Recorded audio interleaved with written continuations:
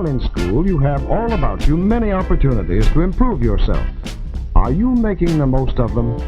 People want to talk about the vocational education of the past. There's still stigma, I think, out there about career tech education possibly not being a path to success. Now comes another very important part of discussion of your life work. What is education? And if they haven't really been in the space, in our buildings, interacted with our students, hired our students, they may not know what we really do, how much we really do help drive the economy.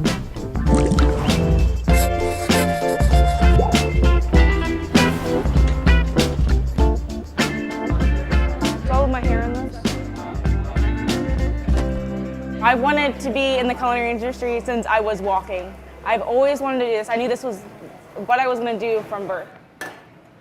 I love to bake. Baking is my favorite thing to do. That's what I'm going to go to school for. I want to go into more of like the French side of it. That's what my really passion is. So, yep. Junior and senior year, I heard about Eastland-Fairfield and that it was architectural construction management and that I wanted to be an architect because I like design. So I went to go be in that class and got accepted in. It was more than I thought it was, but in a good way. And I got real into it. I got real into this, the computer design work instead of doing the hand draft and all that. Computer is a little easier. So I got like real deep involved with this stuff. So now I can create whole buildings that don't really exist. It would be expensive, but yeah, they have a lot of. That's an important thing. Or you can make your thing a tunnel. I would not want to teach anything else in high school, but this specific program, it's pretty unique. There may be other programs out there that are like this, but I think it's one of a kind. Good morning. How's everybody? Everybody have a good night last night? Yeah. Good.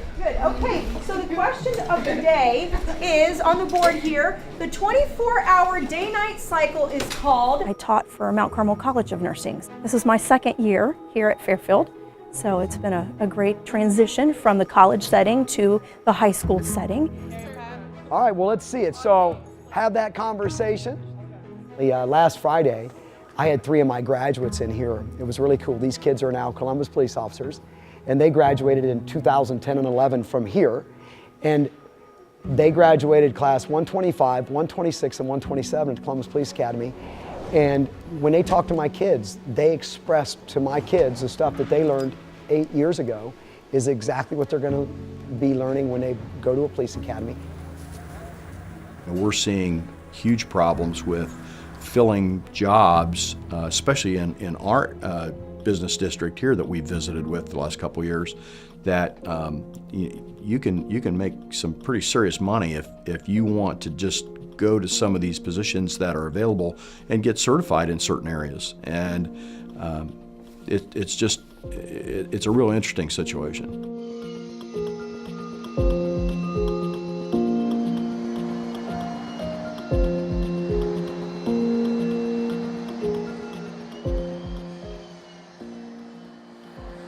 The way that career tech education works it really relies heavily on our business partners in the communities that we serve. Really makes that seamless connection with career tech is when our students are actually in a work-based learning environment. So what that means is, in lieu of going to the lab, our students, particularly their senior year, would go out and work in an environment like in actually a business location.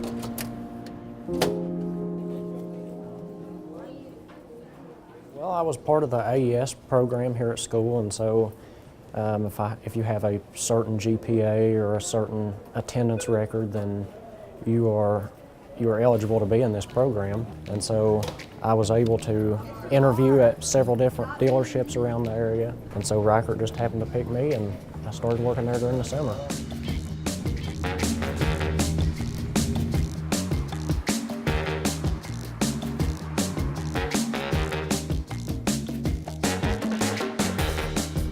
Training is difficult in our industry. We're not very good trainers, we're technicians, and so we really rely on other sources to do training, and our biggest impediment to growth right now is finding qualified people, and there's just not a lot of people in skilled trades out there. So there's certainly a shortage of skilled trade kids that we've got to work with. I do believe it's coming back. When the average skilled trade person right now is 50 years old, and that doesn't work long term, so we need to continue to find people, young people, and people transitioning from other careers into skilled trades.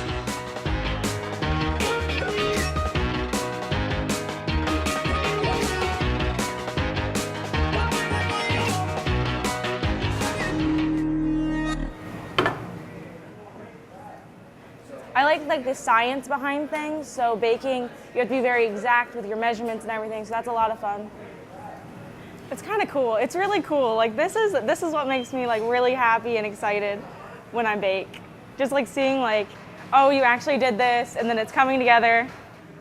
Chef Eichhorn was in the military for a little bit, and Chef B worked in the industry for a very long time, and just bringing in their like real life accounts to it. And it's really nice to have them here pushing us to be our best all of the time, because that's what really matters, is being the best, not for anybody else, but for yourself. Everybody, as you remember, our skills that we do on the way in. So I'm going to knock, knock, knock, knock. Hello. Hi. Hello, my name is Mrs. Whitney, and I'm going to be your STNA today. Can you tell me your name? Kaylee. I get to show them the first thing of how to interact with patients, what excitement is for healthcare, what the terms are, and see that excitement at the beginning. So that's wonderful to then hopefully see them go on. Hospital beds, blood pressure cuffs, stethoscopes, everything in here are things that we are going to use and give quality care. And so I think it's really important and really helpful that we have all this stuff so that when we do start working in a hospital or a nursing home, we already know because we came here and we learned how to use these things and we know how to use them. It just helps us get that head start, get that first foot in the door to going into the actual real world and handling those things, because we've seen it before in the classroom. I'm trying to push this. It's kind of scary that May is just around the corner. I know it looks not like May outside right now, but May is just around the corner.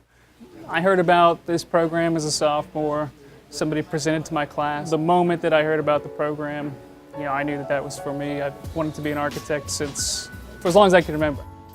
I just remember sitting in this class. First of all, I couldn't wait to come to this class. We got to work on our own projects. We were treated like adults. We were in charge of our time. We were given responsibility to take care of our projects. And the types of projects that we were working on, it was fun, it was interesting, it was creative, and it was challenging. And I just remember sitting in class as a junior in high school thinking, I can't wait until I do this all day long and I get paid to do it. When I got the opportunity to come here, I feel I adapted well. Instead of just being thrown into it, I had 2 years to kind of prep you for it. So that really did help. I wouldn't have dove into, I didn't even know making this was a possible thing for an 18-year-old. So getting exposed to that is kind of what led me to my position here. This was 3D visualization that we did for a client. And this was on Jordan Burns, our first hire's first day. He was able to take some design concepts that we had and basically helped us secure the sale of this project.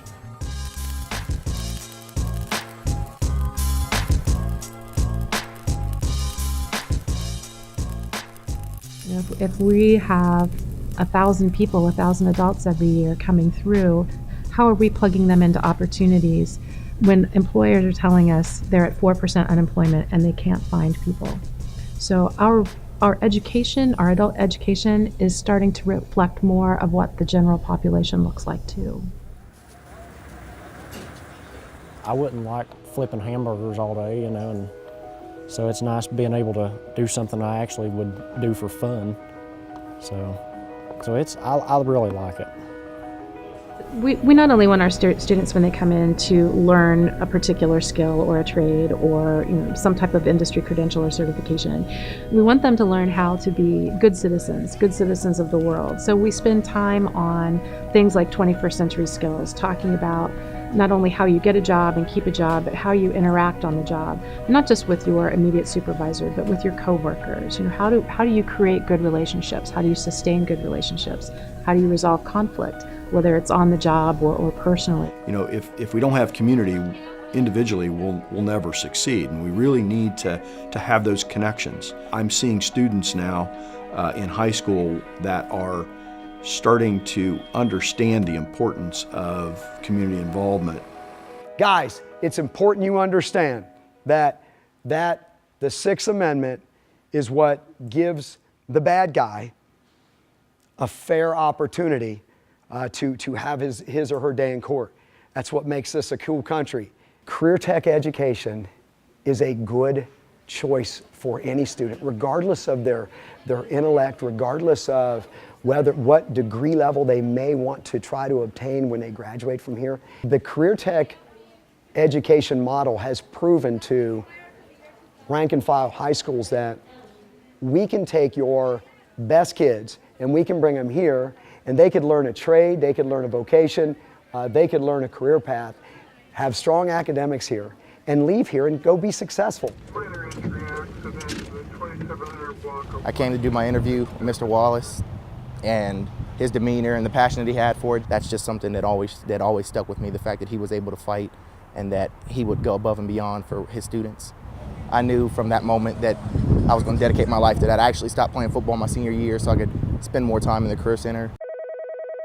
I was still pretty young when I graduated. I graduated when I was 17. When I graduated, I was still working at a service garage here in Gahanna.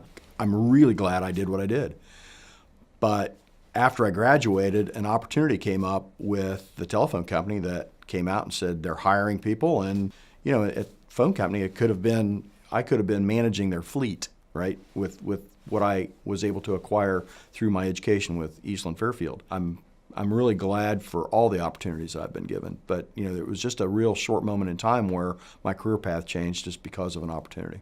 If you've touched base with him, like Daniel, if you've talked with Pete, he's going to be your mentor. Maybe send him an email today and try to. Well, I'd worked as a professional, as an architect in firms doing projects. And I loved what I was doing. To be teaching this program is like an amazing opportunity.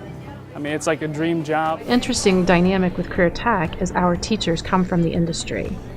Well, if I haven't been in the industry, depending on what it is, for 2, 3, 5, 6 years, you know, maybe I'm not as up to speed on what is current and what technology is present.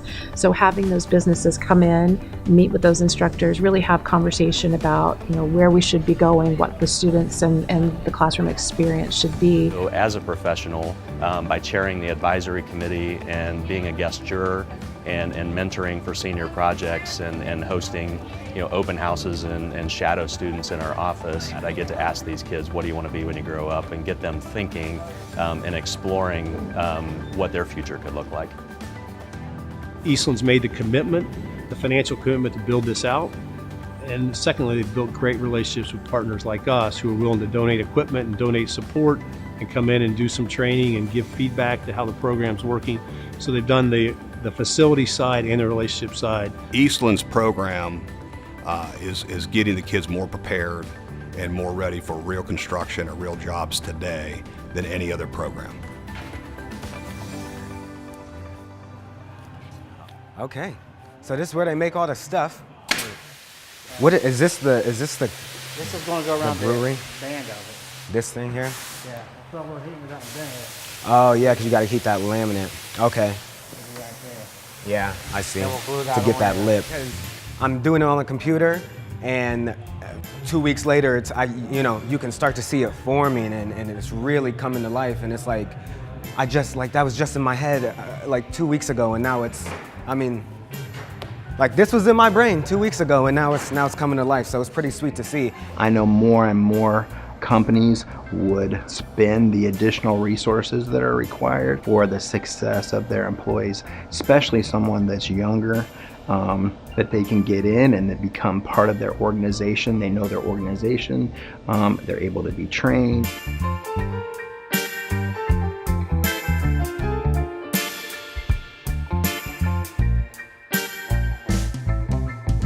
Businesses are starting to see more of the value of career tech education. And because of the need for businesses to not want to wait 2 or 4 years for a qualified applicant to come in the door and be an employee.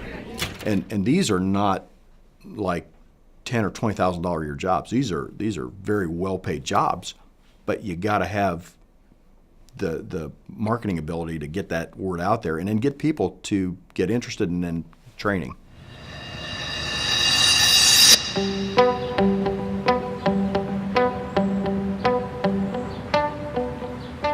Any of our campuses here, Fairfield, or our satellite buildings, you're going to actually be in a lab, over half of the day learning these things as opposed to one class.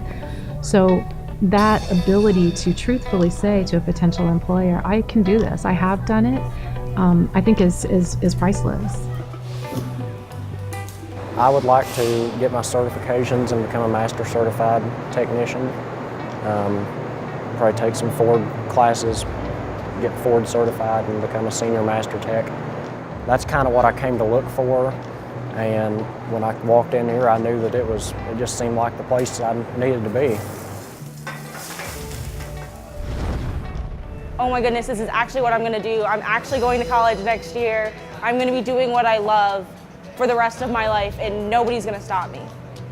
I know how it's built, but not into detail, the foundations and how the corners meet and get fastened in. I'm really looking forward to learning all of that, and then taking over the company would be great. That would be nice.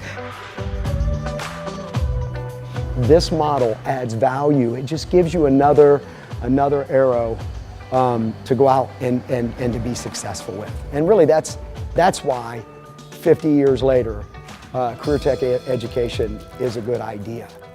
I think that's a legacy, when you can teach someone the compassion, the care, the skills, and you have to teach them critical thinking because it's people's lives that we're caring for. After I graduate, I plan on going to a 4-year college to get my bachelor's in nursing, and then eventually going back and becoming a nurse practitioner and owning my own practice. If you put your dedication into the Career Center, they would absolutely take as much time as needed to make sure that I had tools needed for success. The shop time and the lab time was very important because you could drive your success or failure. I missed 30 days of school my freshman year, 30 days of school my sophomore year. I was raising myself, and I came here and I had 2 years of perfect attendance. 33 years later, I've got a bachelor's degree and a master's degree, and I retired as the command chief master sergeant of my military organization, and I am the criminal justice instructor at Eastland Career Center. This place changed my life.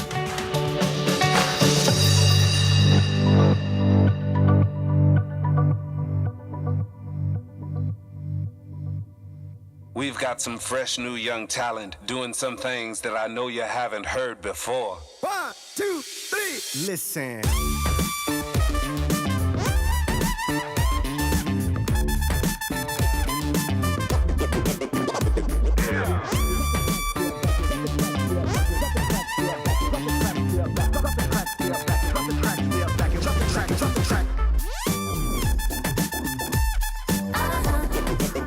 The monkey